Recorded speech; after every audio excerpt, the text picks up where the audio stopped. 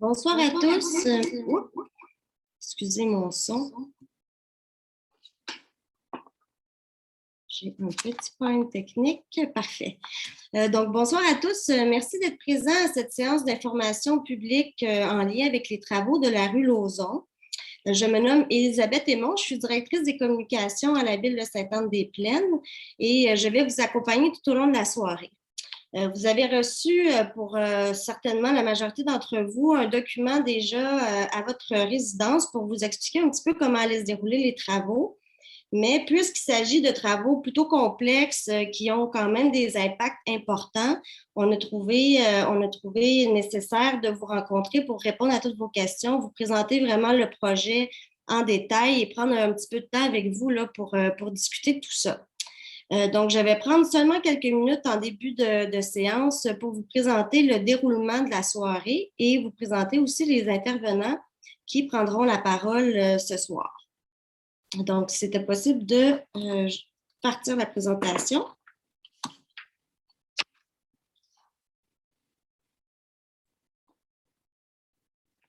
Donc, la soirée va se dérouler essentiellement en 5 parties. Donc, la première partie, nous allons vous présenter les travaux. Donc, c'est tout l'aspect plus technique. Ensuite, on vous présentera les impacts majeurs. Donc, il y a certainement plusieurs impacts, mais on va prendre le temps vraiment de regarder ensemble les 3 plus importants impacts. Et finalement, on va vous présenter les répercussions financières que ce projet-là va avoir sur vous. Ensuite, petite aide-mémoire, on va revenir sur les étapes à suivre, des numéros de téléphone à garder sous la main. Puis finalement, on va terminer le tout par une période d'échange.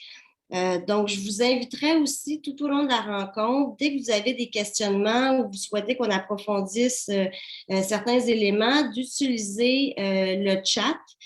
Donc, si vous regardez tout au bas de votre écran, il y a un petit bouton qui s'appelle Converser ou Chat Room. Ça dépend de la version que vous avez. Si on peut juste changer à merci, d'autres diapos. Vous voyez ici, là, on l'a encerclé. Donc, tout au long de la soirée, on vous invite à nous écrire vos questions. On va prendre du temps pour y répondre. Il y a probablement des questions qui vont se recouper, là, mais on va faire un petit tri à la fin pour s'assurer qu'on a couvert toutes les questions que vous avez. Juste vous dire que probablement qu'on n'aura pas le temps de lire les commentaires. Donc, je vous invite vraiment à formuler une question claire. Vous pouvez écrire soit à tout le monde ou vous pouvez écrire aussi seulement aux panélistes. Nous, on va voir l'ensemble des questions. Et, donc, on va commencer par les questions et s'il nous reste du temps à la fin, on pourra lire les commentaires, mais on va prioriser les questions. Donc, voilà, on va répondre vraiment à la période d'échange à la fin, là, mais tout ce que vous écrivez tout au long de la soirée, là, on va les conserver. Je vais vous présenter les animateurs de la soirée. Donc, il va y avoir 2 personnes qui vont vous présenter le projet. Si on peut changer la diapo, s'il vous plaît. Donc, Joëlle Brassard, qui est directrice adjointe des travaux publics à la ville de Sainte-Anne-des-Plaines, va vous présenter la portion plus technique. Et ensuite, M. Alain Cassita, qui est directeur général de la ville, va vous présenter les aspects portant sur les finances. Donc, c'est les 2 personnes qui vont s'adresser à vous ce soir. Et si on passe à l'autre diapo, on a quelques personnes qui sont présentes actuellement. Vous les voyez probablement pas, leurs caméras sont fermées, mais elles sont en présence silencieuse. Donc, ce sont des personnes qui sont là pour répondre à des questions aux besoins, apporter des suppléments, des compléments d'information. Qui ne vont pas nécessairement présenter des éléments de la soirée, mais ces personnes-là restent tout près pour être sûres de pouvoir répondre comme il faut à vos questionnements. Donc, on a Julie Boivin, qui est la vice-mairesse de la ville de Sainte-Anne-des-Plaines, et les travaux se trouvent dans son district. Donc, c'est la raison pour laquelle elle est présente ce soir là, pour répondre aux questionnements des citoyens qu'elle représente.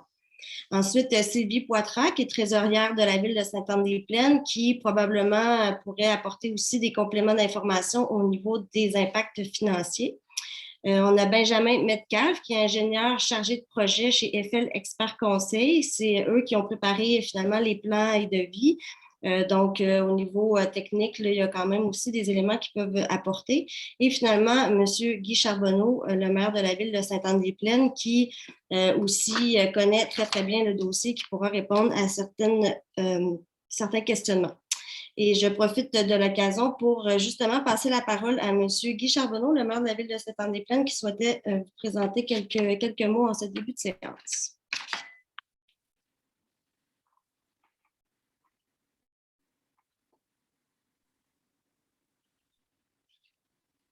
Monsieur Charbonneau, votre caméra, s'il vous plaît. Oui. On vous écoute. Voilà. Alors, merci, Elisabeth. Bonsoir et bienvenue à tous et à toutes. Vous savez, depuis de nombreuses années, chaque fois qu'on rénove une rue, on organise une rencontre des propriétaires riverains. C'est la première fois cette fois-ci qu'on le fait en virtuel pour les travaux. Et j'espère bien que c'est la première et la dernière. J'espère que la prochaine fois, on pourra rencontrer les gens en personne à l'intérieur d'une salle. Il me semble que ça fait ça fait plus convivial, certainement. Ce genre de rencontre-là, ça nous permet de présenter le chantier en détail et de répondre à toutes les questions que vous pouvez avoir. Et ça, c'est au bénéfice de tout le monde parce que on peut pas avoir toutes les questions chacun pour soi. Alors, quand on est ensemble, une question posée par un voisin ou quelqu'un, tout le monde bénéficie de la réponse et ça nous permet d'avoir une meilleure idée. Alors, depuis qu'on fait ce genre de rencontre-là, c'est un succès et les gens comprennent mieux où est-ce qu'on s'en va et comprennent tous les détails de l'opération qu'on va mener. Alors, n'hésitez pas, comme vous le suggérait Elisabeth tout à l'heure, toutes les questions sont bonnes et on est là pour y répondre et on va essayer si on y répond pas tout de suite, on va prendre vos adresses et on va vous retourner la réponse, mais ça me surprendrait qu'on n'ait pas toutes les réponses. Alors, bonne soirée et gênez-vous pas pour poser toutes les questions que vous voulez. Merci beaucoup, M. Charbonneau. Donc, maintenant, nous allons débuter la soirée. Je vais laisser la parole à Mme Joëlle Brassard, qui est directrice adjointe des travaux publics, qui va vous faire la présentation de la partie 1 et 2, qui sont les deux parties techniques. Alors, Joëlle, c'est à toi. Merci, Elisabeth. Donc, bonsoir tout le monde. Ça me fait plaisir de vous présenter les travaux qui vont avoir lieu sur la rue Lauzon cette année. Si on peut partir à la présentation, s'il vous plaît.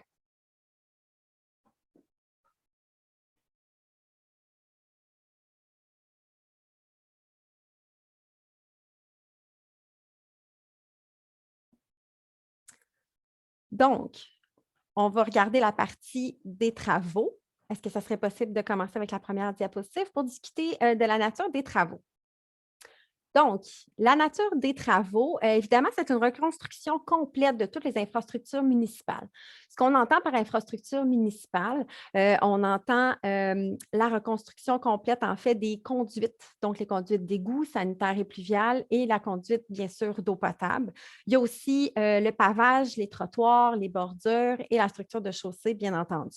Pourquoi est-ce qu'on doit faire ces travaux-là? Nous, à chaque année, on fait des inspections télévisées de nos conduites pour connaître l'état de nos conduites existantes. Évidemment, c'est des conduites qui datent de 1972 et le constat a donné, suite aux inspections télévisées, que les conduites étaient en fin de vie.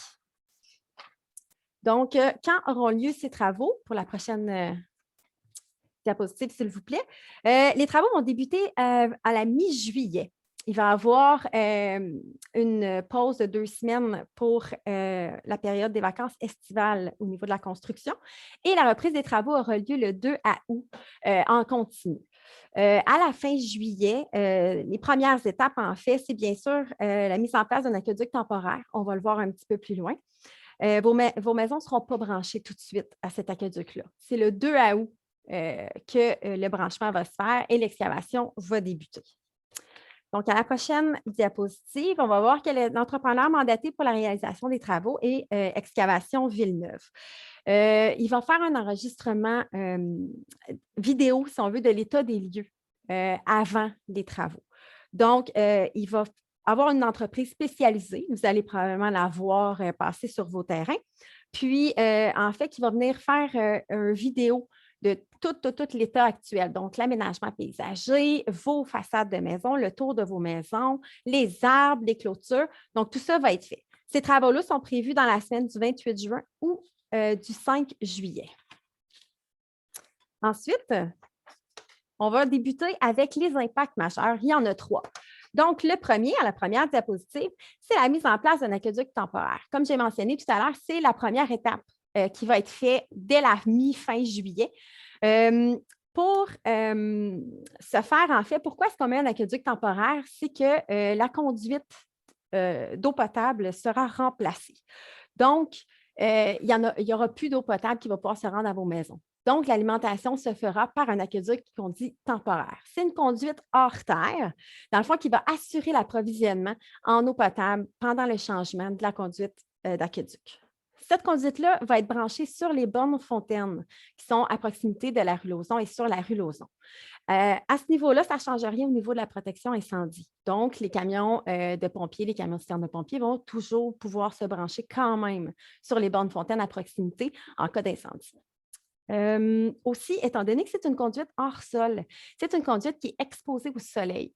Donc, il va y avoir des essais qui vont être faits fréquemment au niveau de la qualité de l'eau. Donc, soyez assurés, il n'y aura pas de problème à ce niveau-là. Donc, la prochaine diapositive va vous montrer des photos de à quoi peut ressembler un aqueduc temporaire. Donc, souvent, c'est des tuyaux jaunes comme ça. Et il va y avoir de la pierre pour garder l'accès à votre entrée. Puis, parfois aussi, il peut y avoir des tuyaux flexibles bleus, mais c'est à ça que ça peut ressembler pour vous. Donc, la prochaine diapositive, on va voir comment vos maisons seront raccordées. Donc, il va y avoir c'est par le robinet extérieur de votre maison. Il y a un adaptateur en Y. Si on peut changer la diapositive, s'il vous plaît, il y a une photo. Donc, il y a un adaptateur en Y. D'un côté, on va venir mettre un boyau à jardin pour l'alimentation de votre maison. Pourquoi il y a un Y? C'est que l'autre côté va servir pour que vous puissiez encore avoir un boyau pour votre jardin, pour vos choses à l'extérieur. Ensuite, la prochaine diapositive. Donc, la valve d'entrée d'eau dans votre maison va être fermée et réouverte un coup que vous allez être branché à votre aqueduc temporaire. Ensuite, si vous ne possédez pas de robinet extérieur, je sais qu'il y a quelques maisons sur la rue Lauzon qui n'en ont pas. À ce moment-là, il y a un plombier, soit qui va faire de la plomberie à l'intérieur de votre maison, de la plomberie temporaire, soit que ça va être de la plomberie puis on va vous brancher souterrain. Donc, peu importe, faites-vous-en pas. Si vous n'avez pas de robinet extérieur, c'est sûr que l'entrepreneur va adapter ses méthodes et vous allez être avisé aussi pour le branchement de vos maisons. Attention, s'il vous plaît, à ne pas accrocher la conduite qui va relier, si on veut, votre maison à la conduite d'aqueduc temporaire, soit avec votre tondeuse, soit avec votre voiture si vous vous stationnez dessus. À ce moment-là, c'est sûr que vous allez avoir possiblement des problèmes d'approvisionnement en eau. Donc, à la prochaine diapositive, est-ce qu'il va y avoir des coupures d'eau?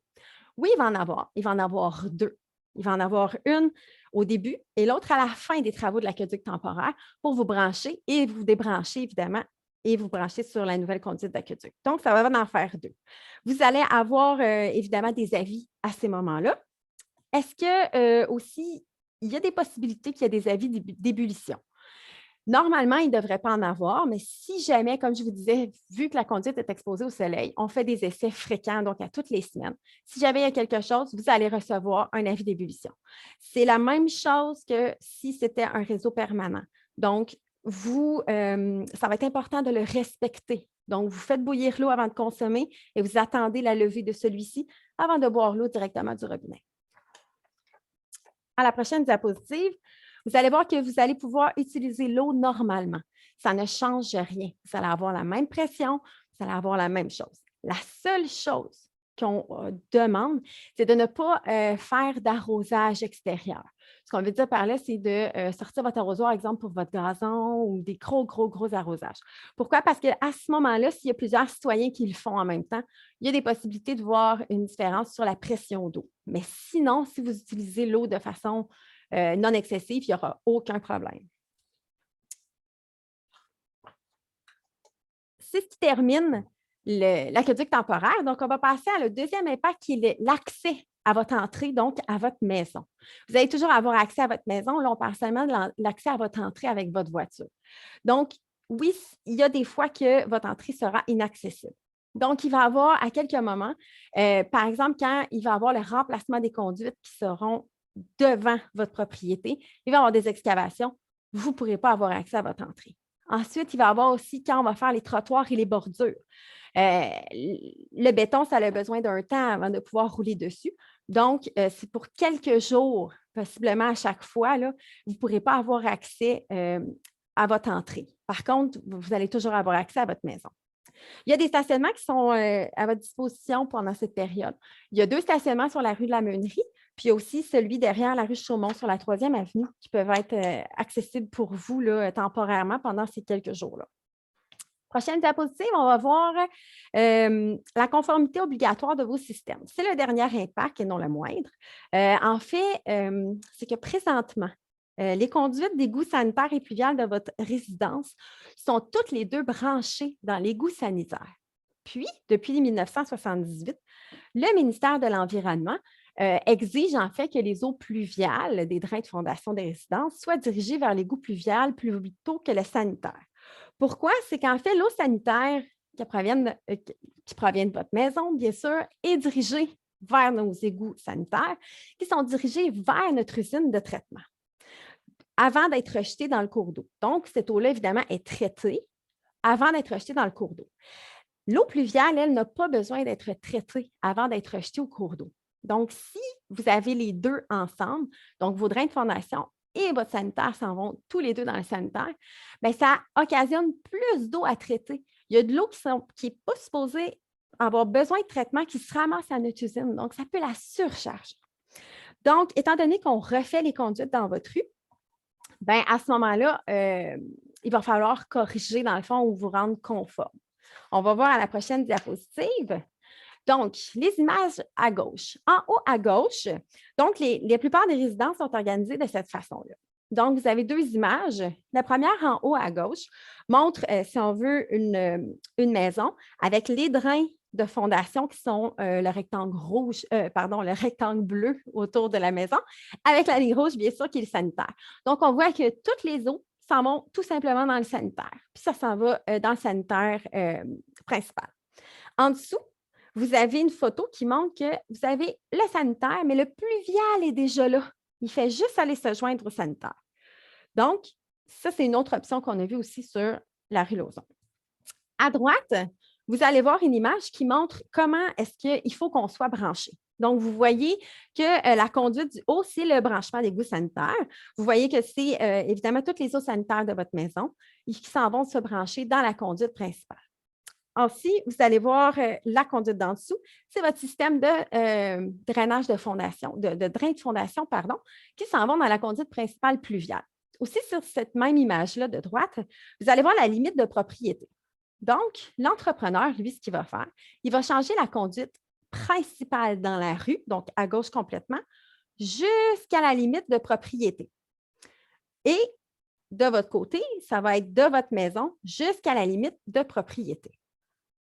Si on passe à la prochaine diapositive, ce que vous devez faire. Donc, premièrement, c'est sûr, attendre que l'entrepreneur Excavation Villeneuve termine ses travaux.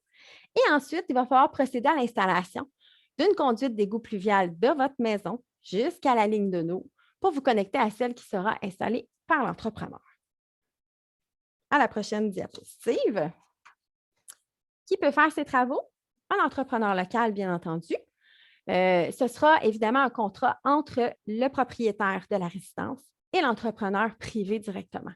La ville n'aura pas, il n'y aura pas rien dans le fond avec la ville. Là. Ça va vraiment être un contrat entre vous et l'entrepreneur. Si vous ne connaissez personne, on en connaît quelques-uns des entrepreneurs qui font ce genre de travaux à la ville.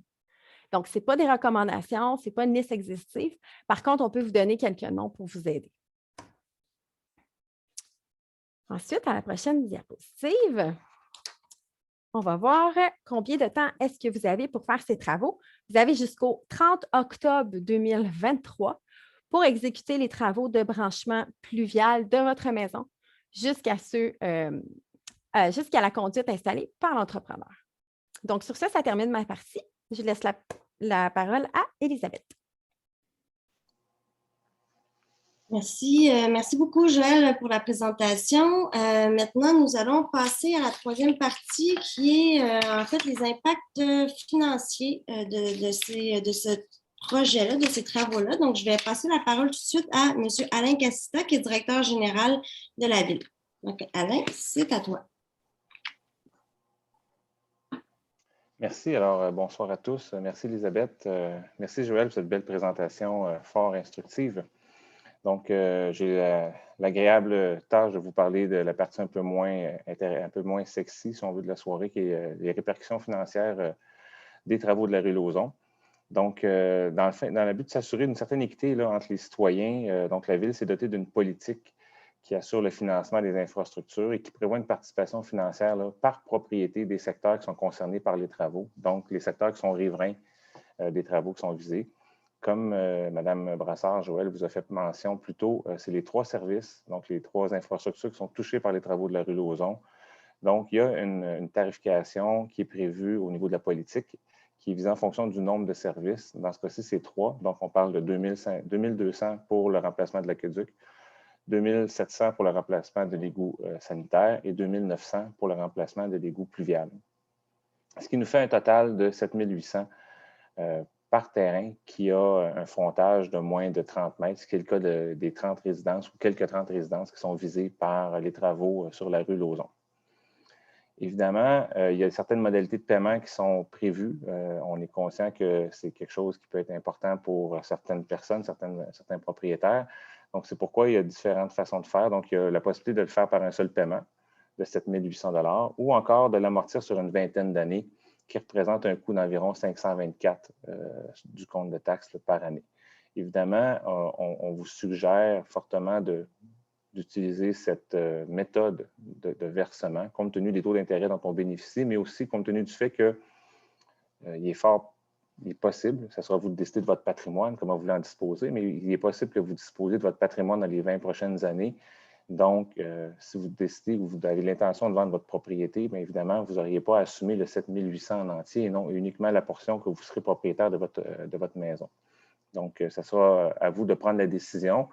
Une correspondance vous sera transmise à cet effet là, directement à votre propriété pour vous informer des dates et des modalités de versement. Cette communication-là devrait vous être acheminée au début de 2022.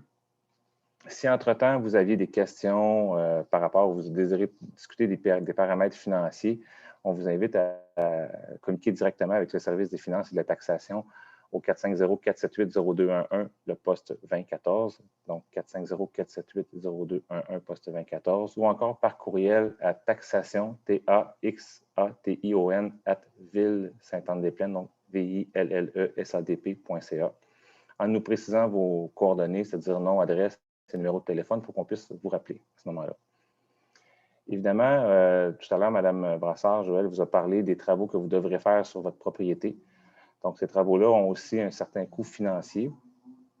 Donc, on peut aller à la prochaine diapositive. Donc, le coût de branchement, on évalue des coûts de branchement par propriété. Évidemment, ces coûts-là peuvent varier en fonction de la longueur du terrain en frontage. Là. Donc, ce qui vous sépare, dans le fond, la distance séparatrice entre votre propriété et la rue, on évalue entre 3 et 5 000 $ les coûts de branchement qui pourraient être requis là, pour faire ce branchement pluvial-là, qui devrait être fait, comme le dit Mme Brassard, avant le 30 octobre 2023.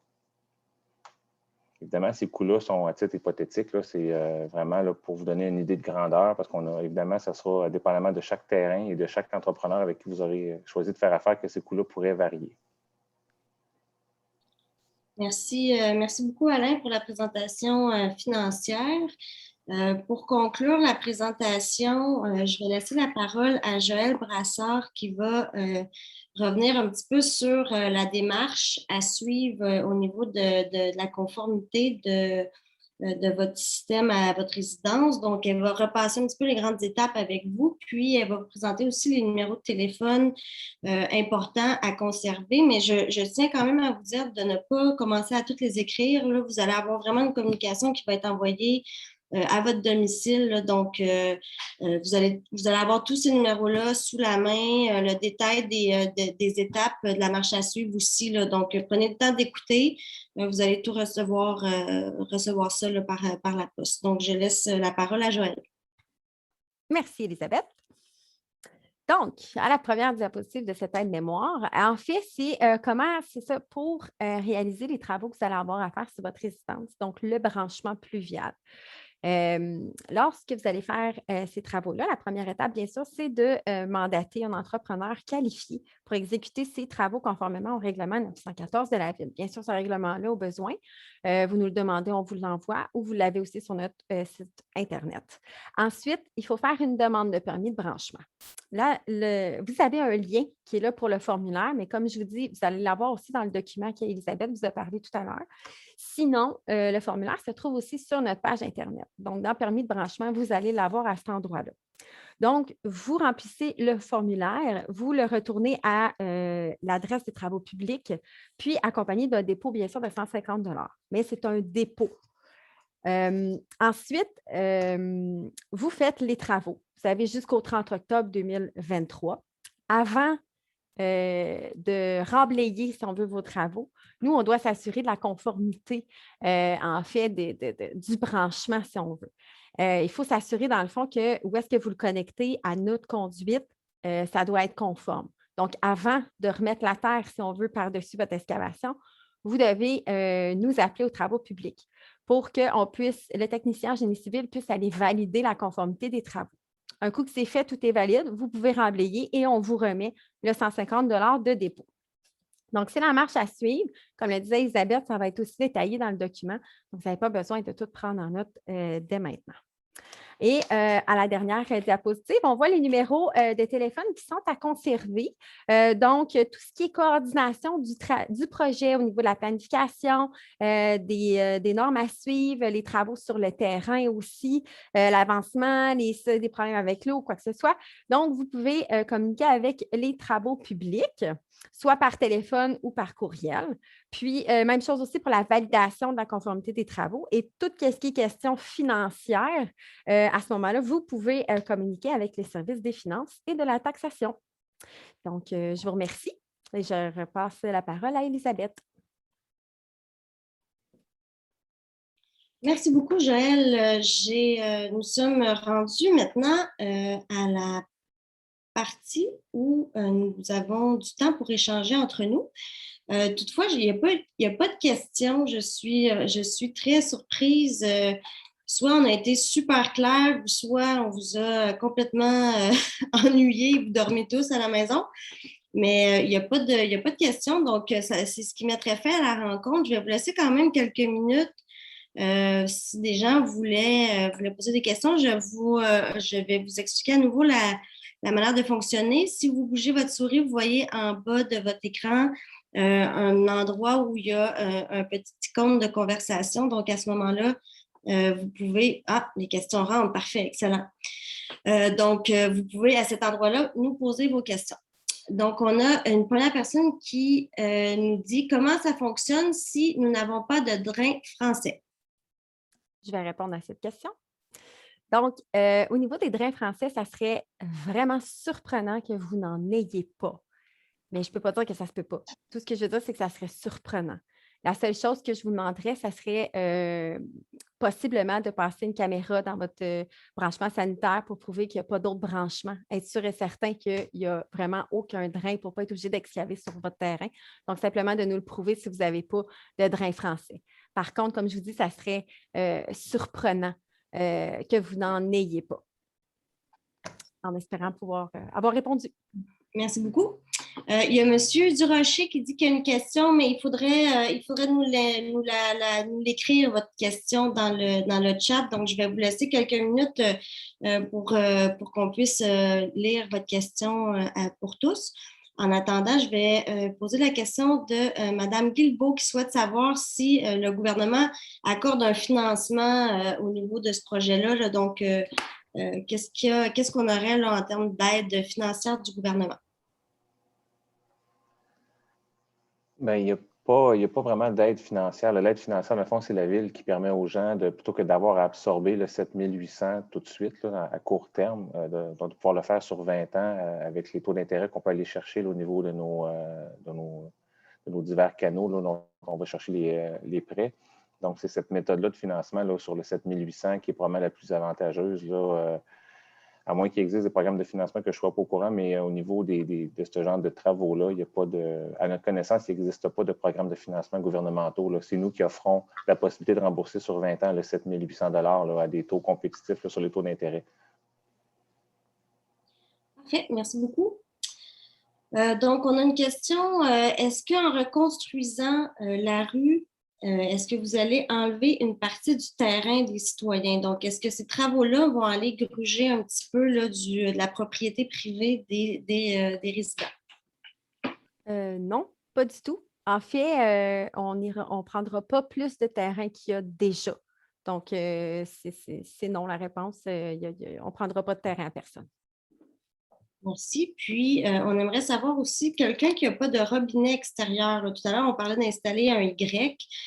Si la personne n'a actuellement pas sur sa maison le robinet extérieur, est-ce que c'est l'entrepreneur qui va défrayer ce coût-là ou c'est le propriétaire de la résidence qui va devoir le défrayer? C'est tout à fait dans le sens que c'est l'entrepreneur qui va brancher la maison avec la plomberie temporaire à l'extérieur ou souterrain, mais le propriétaire n'aura pas de frais reliés à ça. Parfait, merci. Aussi, on aimerait savoir, est-ce qu'il y a de l'aide pour le coût de 3 000 à 5 000 $ au niveau de la conformité? Est-ce qu'il y a un soutien ou un financement là, qui est possible à cet égard-là? Oui. Il n'y a pas possibilité pour la ville là, d'offrir ce genre au niveau légal. On a exploré cette avenue-là encore jusqu'à tout récemment. On a cherché au niveau de la loi si on pouvait mettre en place certaines dispositions pour donner certains allègements financiers ou permettre de reporter le paiement des gens dans le temps. Là. Donc, on pourrait dire reporter le paiement sur quelques années. On n'a pas, au niveau légal, trouvé d'assises pour permettre de le faire. Donc, il n'y a pas, non, ce genre de choses-là qui peuvent être prévues. Là. Merci. On aimerait aussi savoir de quel côté de la rue il va y avoir un trottoir. Il reste du même côté que celui qui est existant. On ne change rien, on fait juste le reconstruire. Merci. Est-ce que, on a une autre question, est-ce que le terrain va être mis dans son état initial? Donc, après les travaux, j'imagine on va accrocher un petit peu les terrains. Comment on va procéder là, pour remettre tout ça là, dans son état initial? Ils vont être mis dans leur état initial. On va avoir aussi le relevé vidéo là, qu'ils vont faire au début des travaux pour aider. Là. Mais c'est sûr et certain que ça va être remis en état, tel quel. Parfait, merci beaucoup. Ça semble avoir ralenti un petit peu au niveau des questions.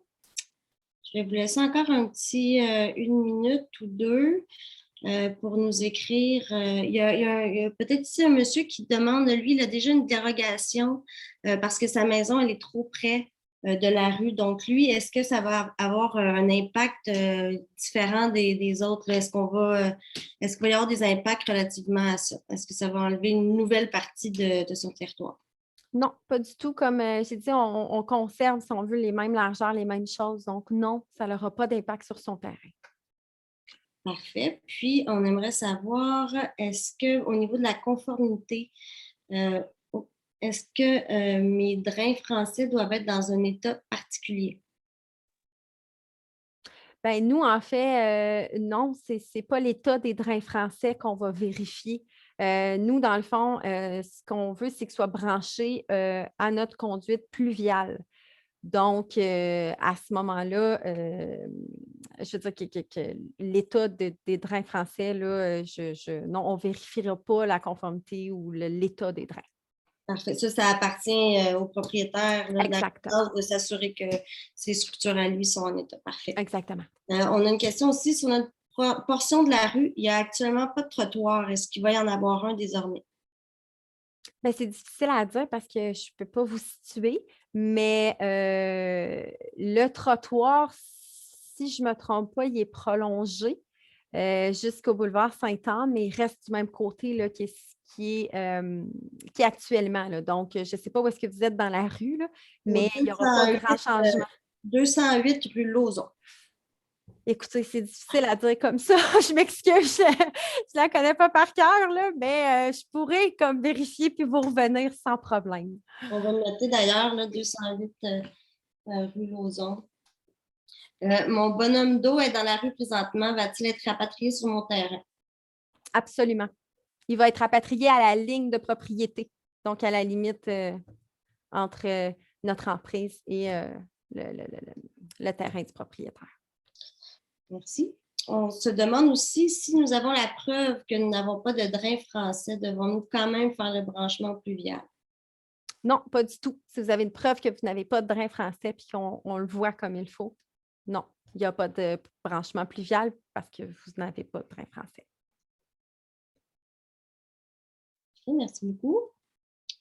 Donc, je vous rappelle que vous pouvez toujours nous écrire, même après la séance ce soir, là, si vous aviez d'autres questions relatives à ces travaux-là. Dans les documents qu'on vous a présentés, qu'on vous a envoyés à la maison, il y avait des numéros de téléphone, des coordonnées de contact. Je peux peut-être peut-être juste remettre, si on peut revenir à la diapo précédente. Si vous voulez juste prendre quelques minutes, peut-être la mettre en grand plan pour qu'on voit mieux les numéros de téléphone.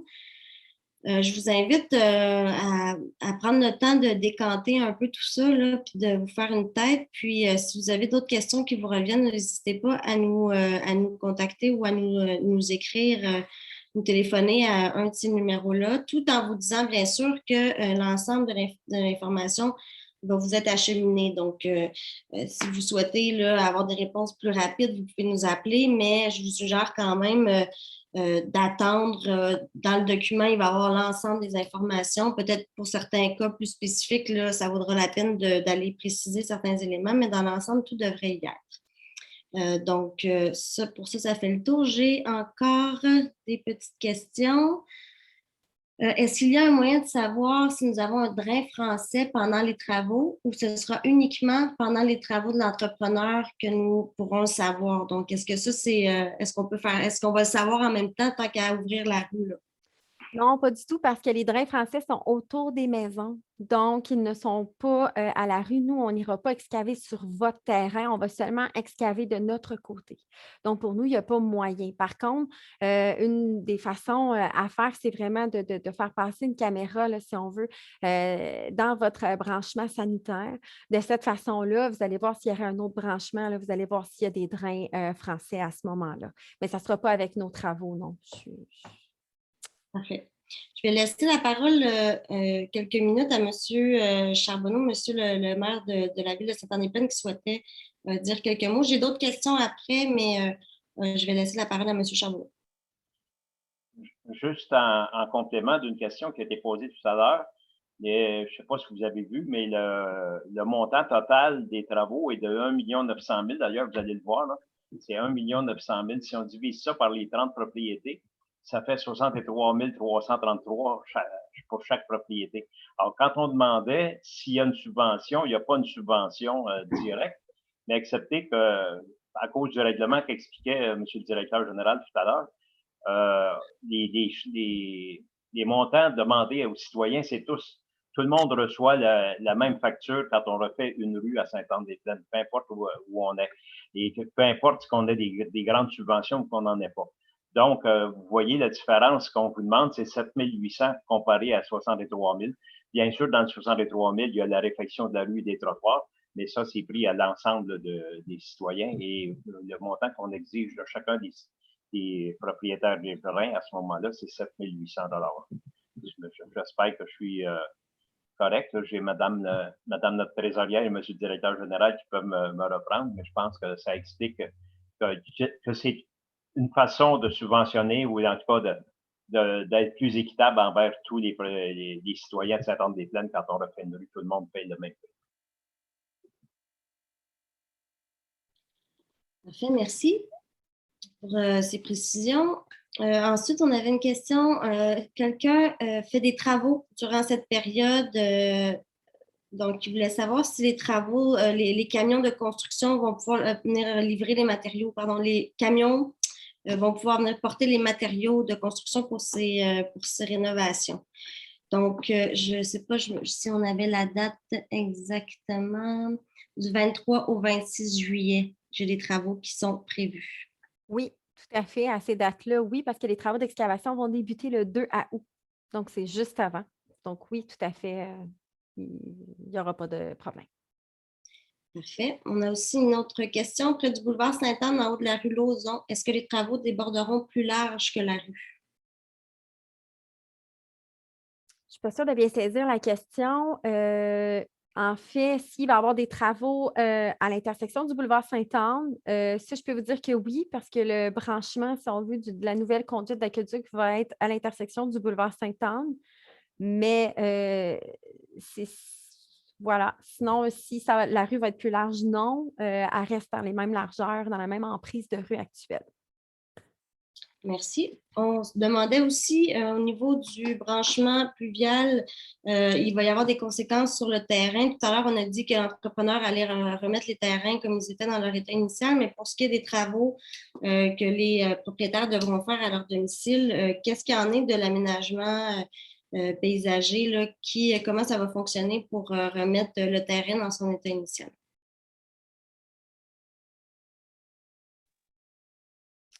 En fait, ces travaux-là font partie, si on veut, du branchement pluvial.